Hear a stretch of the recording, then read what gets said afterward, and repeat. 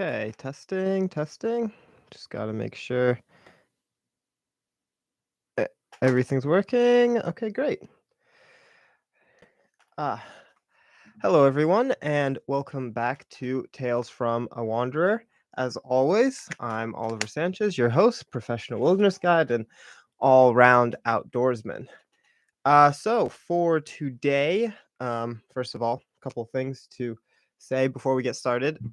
Next week, no show because I will be traveling and away for a rowing regatta.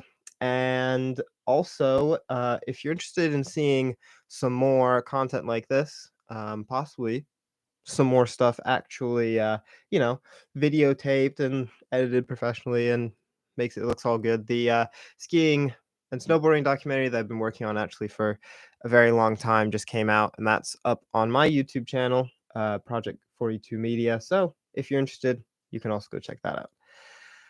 So today, as I said last week, we're going to get into, still some of my guiding up there in Canada last summer, basically. And we're gonna the second story that I have to tell is definitely an epic, so stay tuned for that one. But the first story is about the first trip I took, the Excalibur, the 2 week trip.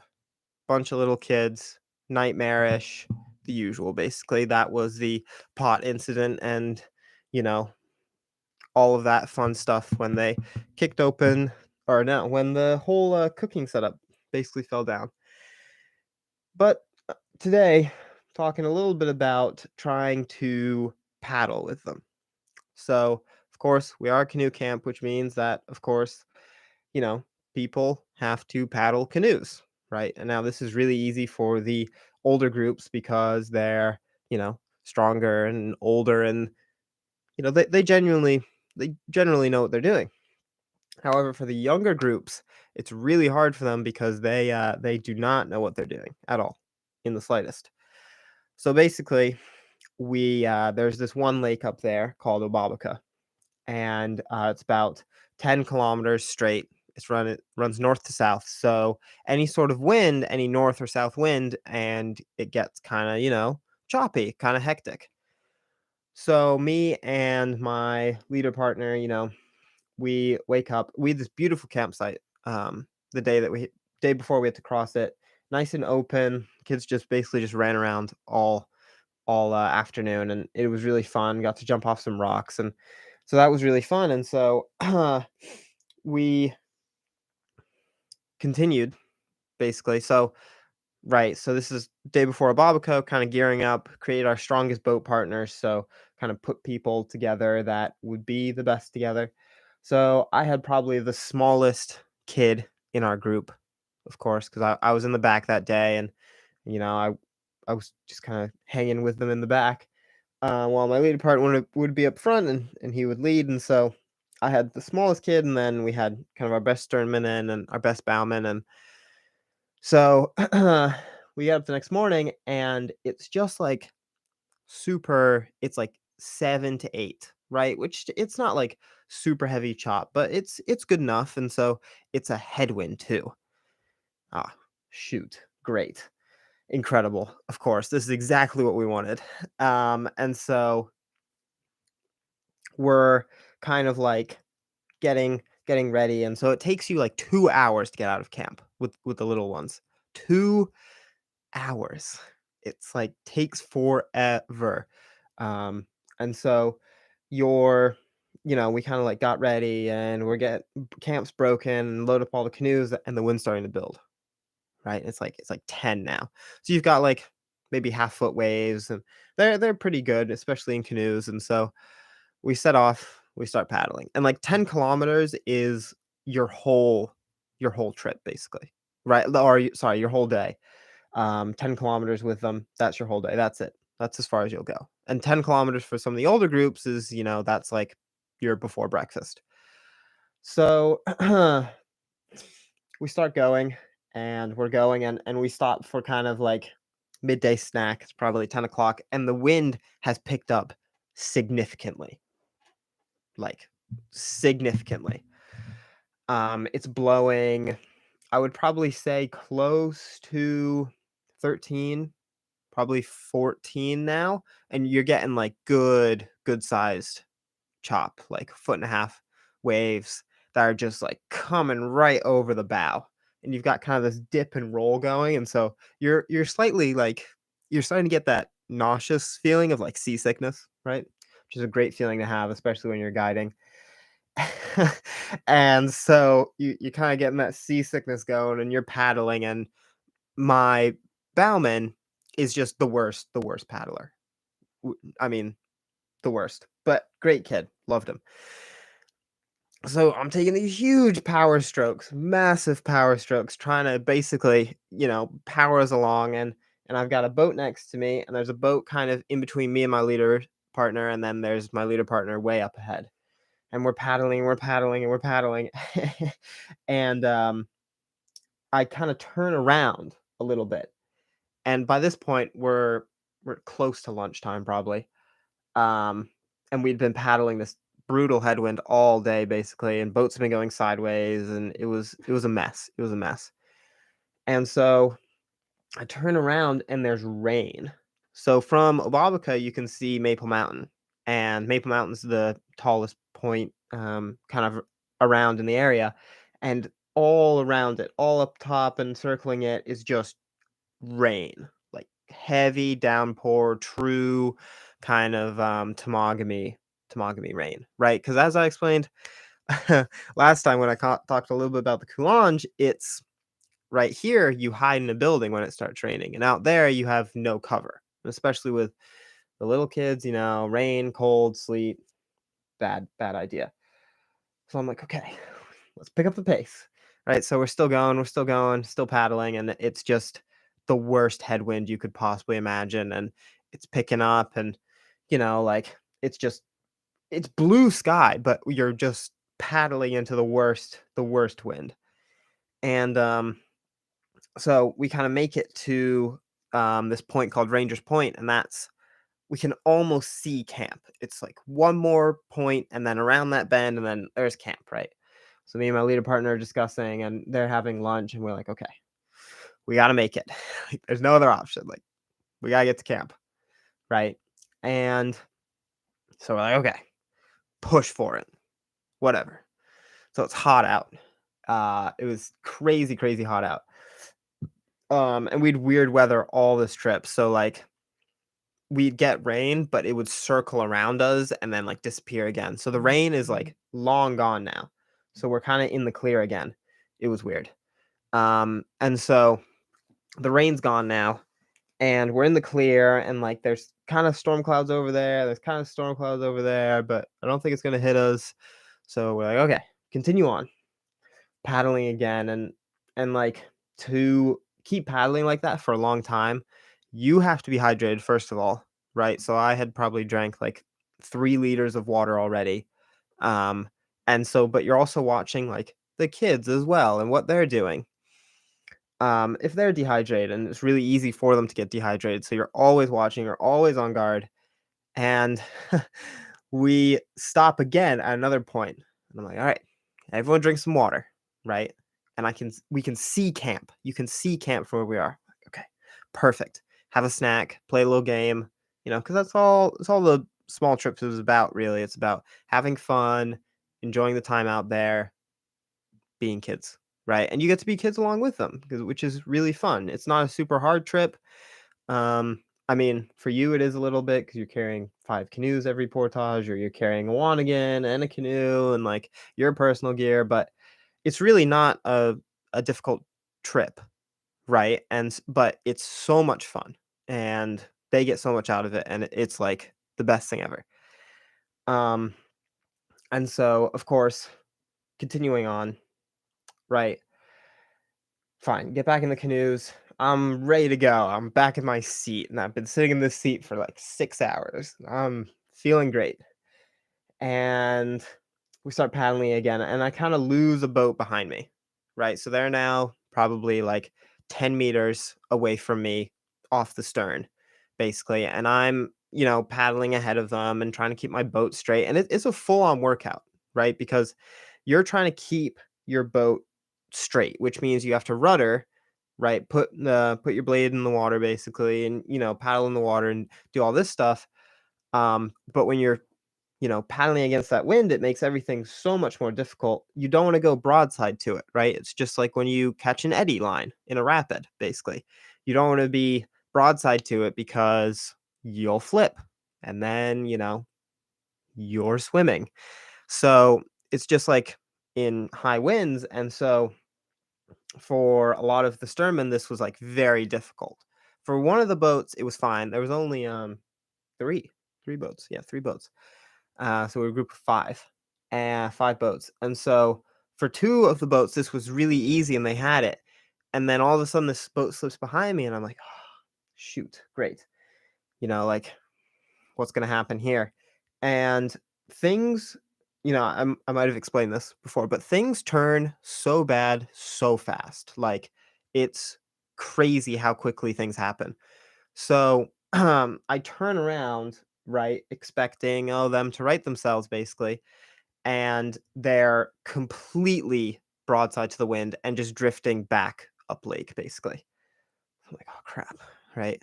And so the sternman re-puts his boat in, but he's kind of got this like nod to him, right? This like, kind of tired, like when you fall asleep in class, that nod, like he can't keep his eyes open, which is dehydration. Great. Incredible. So my leader partner had taken the other two boats around the corner, so I can't see them anymore, right? They're like out of my sight, and I can't see them. So that means that this is now my problem, right? Like I have to deal with this, right? Because he's going to stay with that other group because group safety is the most important thing, right? I can deal with this, he stays with the group. So basically, okay, right, and you're trying to, and all through this you kind of put on your leader voice, right? And that's the voice that's really calming and very soothing, and on the inside you're gonna freak out a little bit, and on the outside you're gonna be completely calm. So to my bowman, I kind of say, all right, let's just stop paddling for a second, right? Let's just chill, right? Little break. So I carry what is it? 12? No, it's 8-foot webbing on me, so it's just a circle of just rope essentially, and it's coming great. I have two sets of it. It's great. Good piece of kit to have, especially on canoe trips, tying all your gear, like all this good stuff. And so great, right? So he stops and I kind of back up. You kind of back into the canoe and I attach one carabiner to my stern deck. So there's a little handle, one carabiner to my stern deck, and you kind of whip. I kind of whip down the other side and it wrapped and attached to their stern deck, right? So now I've tied both of our canoes together. Perfect. Now we can safely get to camp, right? And they had landed at camp by this time. So they were at camp and my leader partner had kind of gone, oh wait, where's Oliver? Where'd he go? And I'm still around the corner, basically fighting the wind, and your boats. I had turned kind of half broadside to the wind, and my boat's kind of rocking like this a little bit. It's kind of giving me the side to side, left to right kind of motion, and I've tied into them now, and great, okay, perfect. So now I'm paddling, and the sternman in the second boat is not, he's not necessarily the best in the best of conditions now. Like, of course, this wasn't a serious medical emergency in any way, shape, or form. He was completely fine. He was dehydrated, and he's a small kid as well. So, of course, towing this boat, but my bowman is the weakest paddler, so I'm just towing both boats at this point. Um, so I come around the corner, and my leader partner sees me and sees I'm towing a boat, and immediately it's really actually it's very interesting. You and your leader partner have like get this connection once you start being on trail because right, you sleep in the same tent together, you eat the same food together, and on this trip you're basically the only adults for miles around. So you get really comfortable just knowing each other, right? So I kind of look at him and I immediately touch, well, he can't see it, but touch the med kit basically. And that's like, oh, okay, this might be an issue. Land, hop out, grab the other boat, untie them, had to pull the sternman out and off basically. And of course, dehydration, as we thought, or heat exhaustion, possibly both. But basically, treatment, especially when you're on trail, keep them in the water. So we just had him sit in the water with a life jacket on, and you just stay there basically until he felt better. Brought him onto land, ate some sugars, boom, he's back to normal. But it definitely shows that, if you're not on your toes 100% of the time, like, things will most definitely go wrong, like, without even you meaning to. Basically, it's just a really good example of, keeping your wits about you for sure. So that's kind of the first story I have. A little bit of fun with the little ones. Of course, he was perfectly fine. He bounced right back and, went on to play the rest of the afternoon. But the second story I have now, I did say this is a long one because it takes some explaining. This was back on the Coulange, and this was one of the most, besides from I think my bay crossing and some of the stuff on my bay trip and my Des Moines, this was probably the hardest, not hardest day. I wouldn't call it that. It was the most hectic. Yeah, that's what I would call it. The most hectic day I've ever had on trail, and I was leading it, so, like, stress level, super high, but also I had a blast doing it. So, we were nearing the end of the trip. This was, like, our last really, really big day of whitewater, basically. It just gets more ridiculous every time I even think about it, and last day of big whitewater, I think it was day 16, I wanna say, say, because the river kinda mellows out the last couple of days, and you kinda get into, like, these swifts things, and I have so many stories about that, about fog and trying to navigate it, but day 16, day 15, 16, I wanna say. And wake up. I feel great today, right? I've been paddling 50, 60K days for the last 4, 5, no, 7 days, last 7 days, 50K days.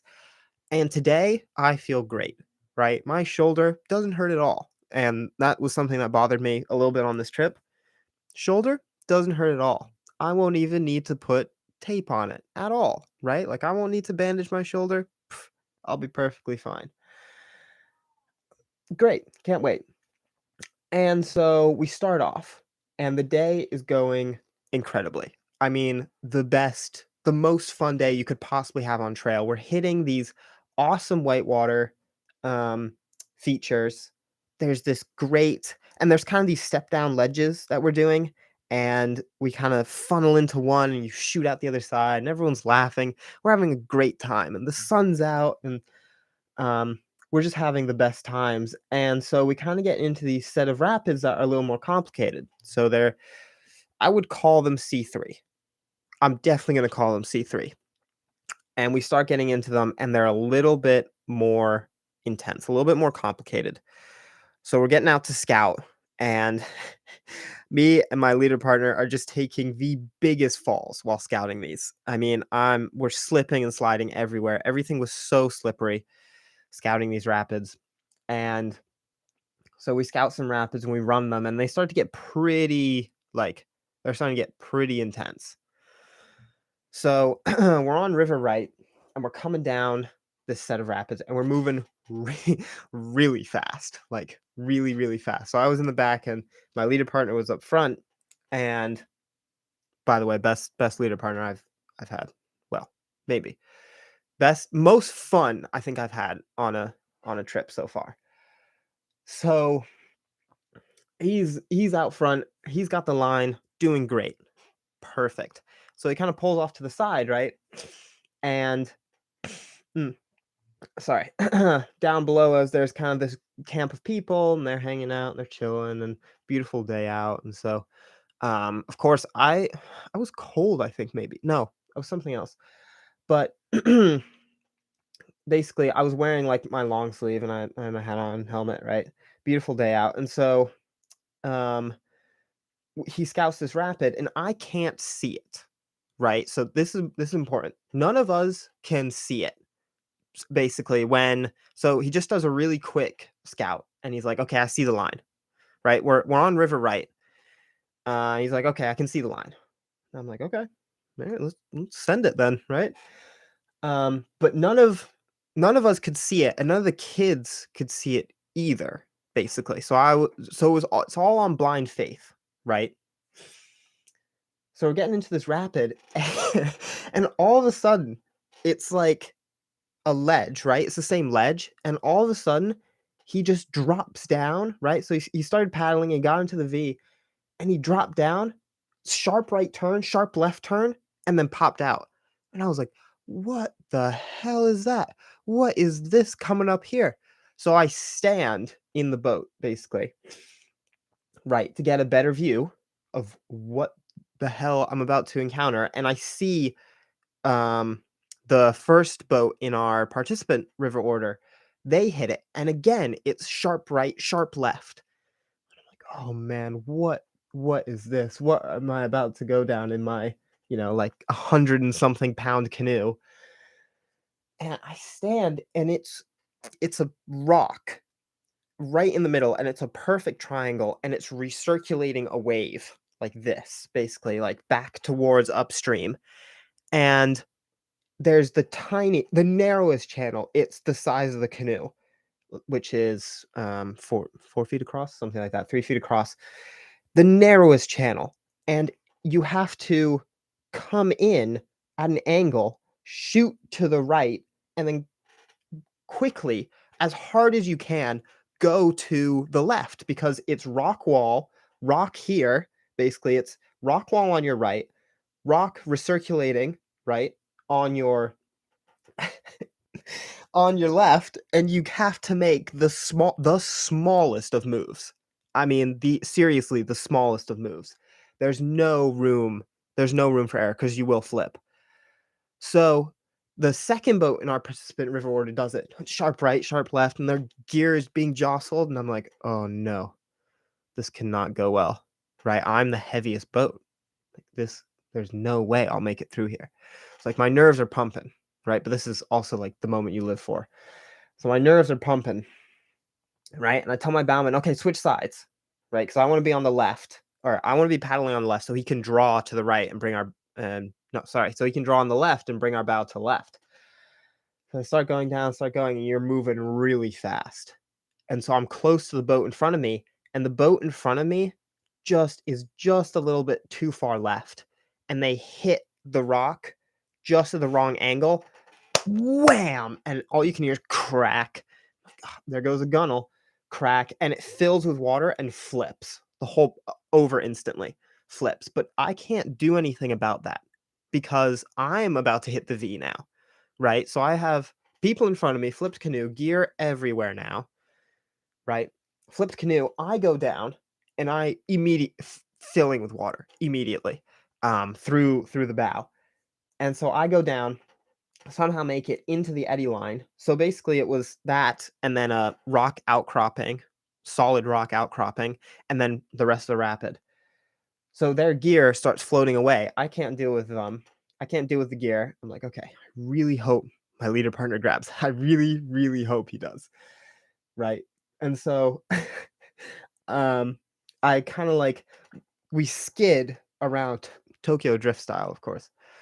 Kind of drift into the eddy line. I jump out because my canoe's sinking. Tell my bowman, okay, you start bailing, right? Like, you bail, I'll deal with the canoe. So I get their canoe, the flipped canoe, into the eddy line. I'm like, all right, are you guys okay? And my leader partner goes, Oliver, what? No, please. What is it now? And I kind of like half body turn, and he's got the gear in one hand. Remember, everything is slippery. So this is just like one solid slick rock that we're on right now. Everything is slippery. He's got the gear in one hand and a throw bag clutched in the other. Um, and so he's starting to like slip and slide down into the rest of the rapid. And you don't want to do that because, you don't want to really swim with your gear. That's, not necessarily what you want to do. So, of course, I'm like, "Oh, crap." Kinda scramble over, right? And he's like, "Catch!" He throws the throw bag to me. So usually, person on land throws to person in water. This time it was person in water throws to person on land. So he throws the throw bag to me. I catch it, and he, like, slips, and so I'm hauling him in. I've got both feet, I'm, like, all the way back. I'm leaning back on this rock, and I'm pulling the rope back in. He's swimming with the gear now, pulling the rope back in, pulling the rope back in. It was the single-handedly the most hectic 30 minutes of my entire life, because boat flip. Okay, rescue boat. Okay, gear. Okay, random throw bag thrown at me. Okay, grab throw bag, haul in rest of gear, haul in leader partner. And we get to the shore, and this is kind of that connection that I was talking about with the last trip. And we both go, "That was the coolest thing I've ever done in my life." And it was like locked eyes and said that, and it was the funniest thing. I mean, it was also, like, ridiculously cool, right? Like, I caught his throw bag he was throwing at me, and, all this stuff's happening, and it was crazy. So, we get the gear, right? And we're like, "Wow, that was a crazy day." Oh, don't you just you wait. It is not over. We get the gear back in the boat. We track down this little section, and then we see these people, and they're like they were like professional whitewater guides, and they were just hanging out, doing a personal trip. We were like, "Oh, hello, like, you're really cool." And so, we see these people, and my leader partner gets out again, and he's scouting up front, and he's like, "Okay, I see the line again." And our nerves are still going. We had broken a gunnel on one of the boats. It cracked it right in half, basically. So the nerves are still going. And he's like, "I see the line. It's super easy." And I stand up again because, now I'm like, "Okay, well, is the line a giant boulder, or is it just like an actual line?" And yeah, fair enough. There was an actual line, super clean, really easy. It was just a lot of water moving, right? It's like, no problem. We're going down. Everyone goes down, and I go down. And we kind of like this was the last place we were gonna stop before we're taking like a snack break. I think it was after lunch or before lunch, whatever. Taking a snack break. It was the last break spot we could really on the river because, eating on the river is really hard. You're always moving. And I hit the eddy line. This is what I'm talking about when I say hit the eddy line right, because if you don't, like, bad things are gonna happen. And I hit the eddy line at just the wrong angle, and it's so fast and so strong, we dip a gunnel, right side gunnel. Like, "Oh, crap, no, I don't wanna flip, not like this, please." So, we dip a gunnel, and it had so much force behind it that my bowman actually fell out, on the right side. So, my bowman kinda did a full somersault out of the boat, um, at this time, and he's now swimming, and the water line is like, so you're kneeling in the boat, and the water line, I've got maybe an inch of freeboard, and my bowman grabbed the boat again, and I was like, "No, no, no, no, no, no, don't grab the boat, don't grab the boat." So you just try not to move, right? Because you don't wanna shift either way, and both of my pelicans, so I'm carrying the med kit and my personal camera pelican, had floated.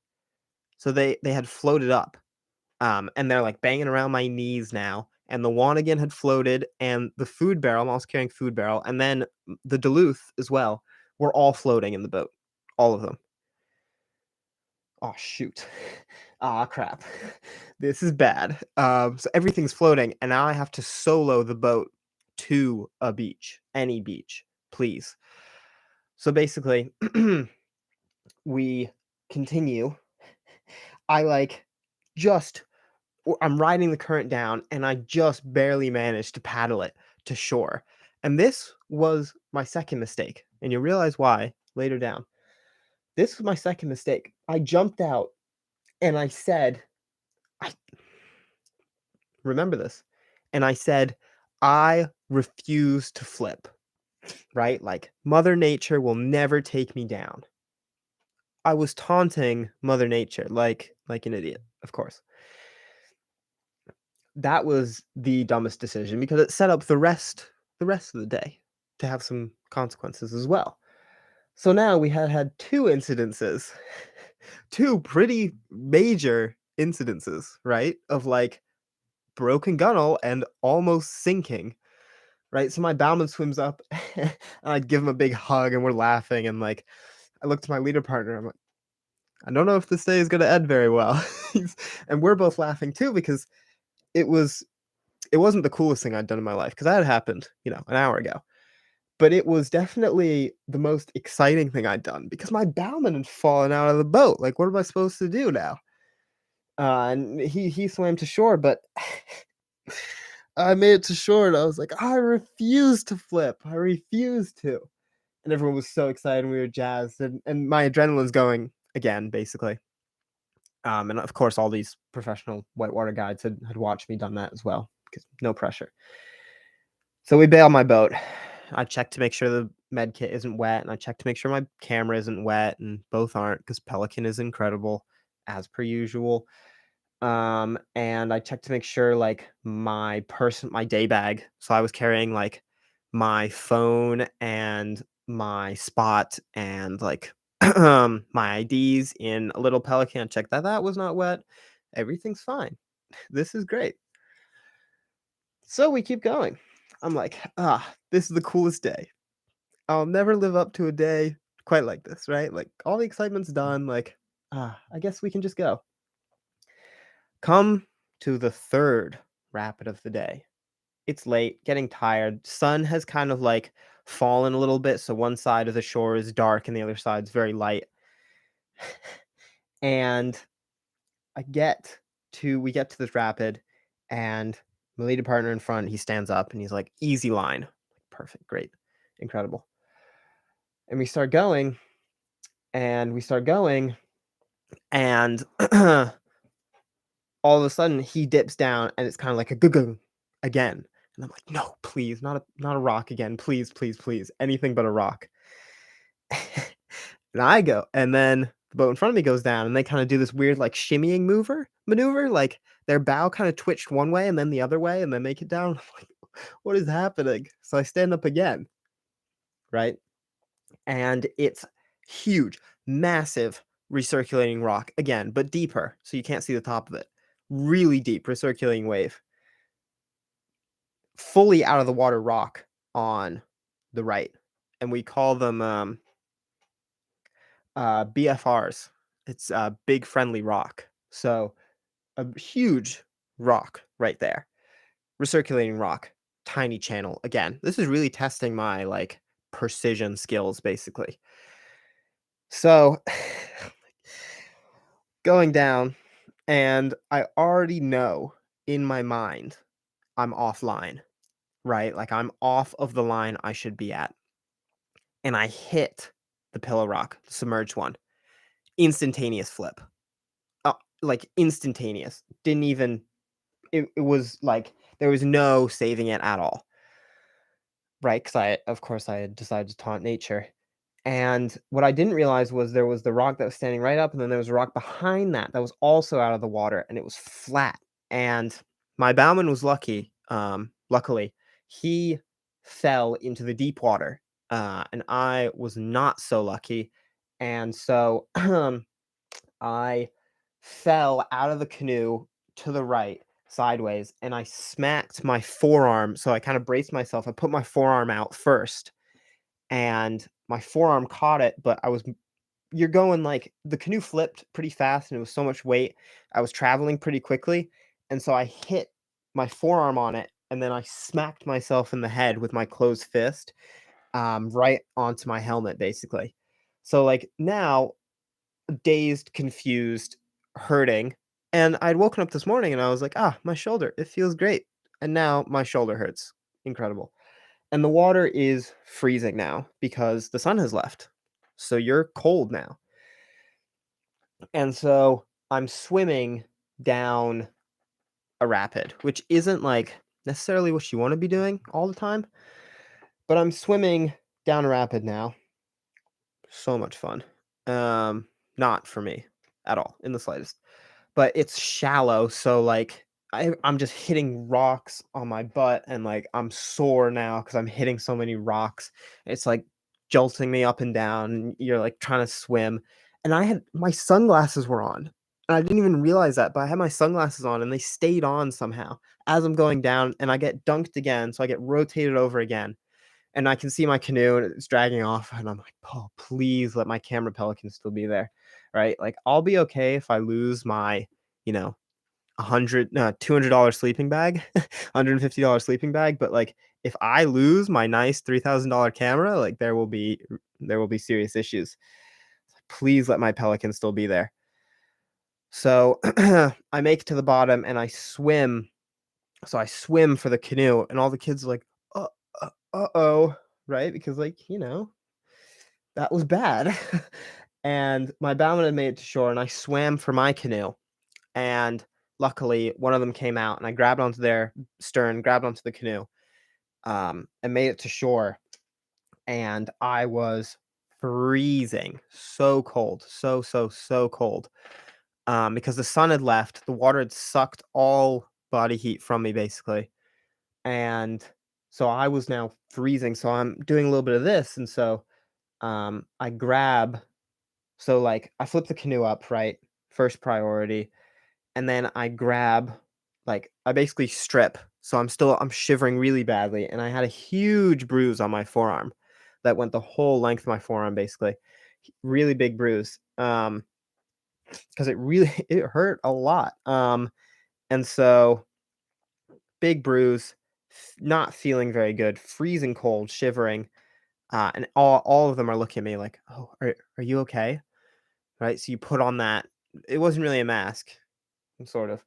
Put on that voice and be like, "Yeah, guys, I'm fine." And so I'm shivering and I'm taking off my jacket, like taking off my shirt, right? Took off my long sleeve, which I'd also been wearing, put on my fleece, another fleece, and my rain jacket, basically, to keep warm. And then um the gear, my gear, and luckily my pelicans had stayed in the boat. Luckily they had stayed in the boat, but um yeah, it was definitely the worst slip I had had. Um, and my leader partner, he goes like, "Hey, if you need a minute, like, we can take it here." I was like, "No, like, we gotta keep moving. It's 5 o'clock. Like, we gotta be off the river. Like, camp's right there. Like, I'll just chill in camp." Huge, big bruise on my like, nice, not like necessarily dark, but like purple. Um, so I'm like, "Yeah, I'll just do it in camp. Like, I'll just take like 4 Advil. We'll be fine." Um, so pack into the canoe, hug my bowman again, be like, "Dude, like, that wasn't your fault, like, bad line choice on my part." And so, kind of wrap this up, right? Like, this has been the longest day. It just flat out, it has been the longest day. And luckily, though, somehow all of our rescues had taken under 15 minutes, right? Because usually sometimes it takes you like forever to do a rescue, right? Because your gear's floating down the river and all these obstacles can come into your way basically. But it had taken us 15 minutes, and that was kind of I don't know, the beauty of me and my leader partner working together was the fact that like yeah, mistakes had happened. This day was crazy and it was hectic, and things happened like without us knowing.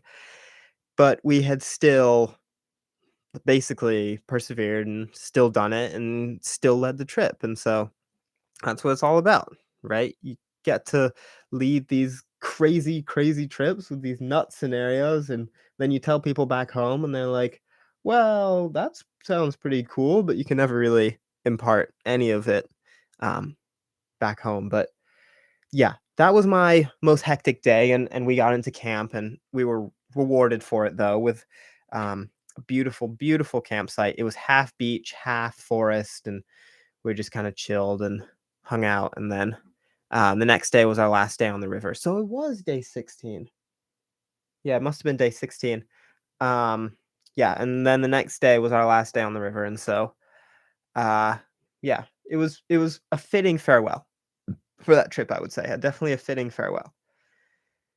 So, those are our two stories from today. A little bit of carnage on Obabaka and some fun, crazy, ridiculous adventures from the Coulange. Next week, as I said, no show, but or possibly no show. I am unsure yet. But the week after that, I'm thinking we'll talk a little bit more about some fun hiking, some of my more of my roommates' adventures and hiking in the dark, and also some talk of skiing.